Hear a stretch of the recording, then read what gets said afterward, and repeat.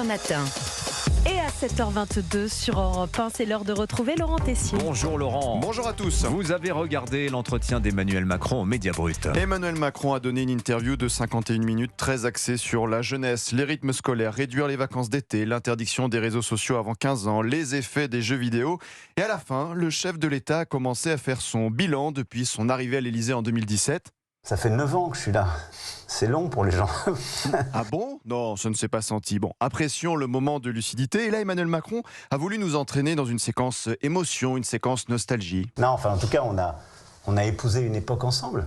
Et moi, c'est chouette, c'est la vie. On a quand même traversé de drôles de périodes, quoi.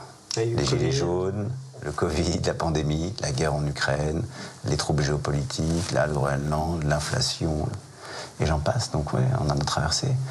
Mais enfin, à la fin, on a quand même bien tenu, quoi. Vous êtes déjà un petit peu dans le bilan, la rétrospective. C'est chouette, c'est la vie, on a quand même bien tenu, on l'a fait. C'est ce que dit Emmanuel Macron, alors que quelques minutes avant, quand il parlait de l'état du pays, c'était moins chouette. Ce qui est vrai, c'est qu'il y a une violence aujourd'hui qui s'est installée dans la société et qui touche en particulier les jeunes et les plus jeunes. Et qui augmente pour vous ?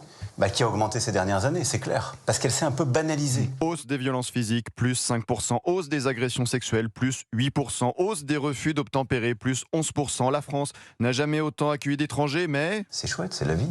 On a quand même bien tenu, quoi. On l'a fait. La zizanie de la dissolution en juin 2024. Avec Emmanuel Macron, la dette publique a augmenté de 1200 milliards d'euros depuis 2017. Mais bon... C'est chouette, c'est la vie.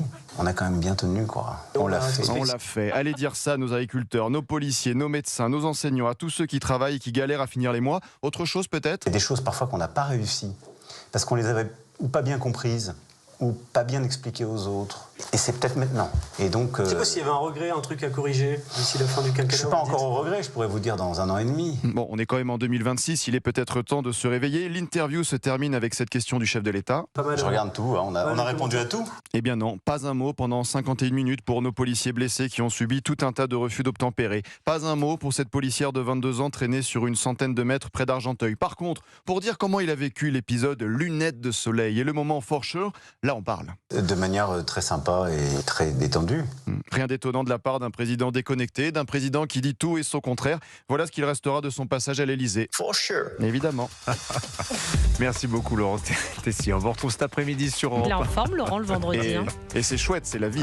Pascal, prenez-vous. Non, il faut le dire doucement, c'est chouette.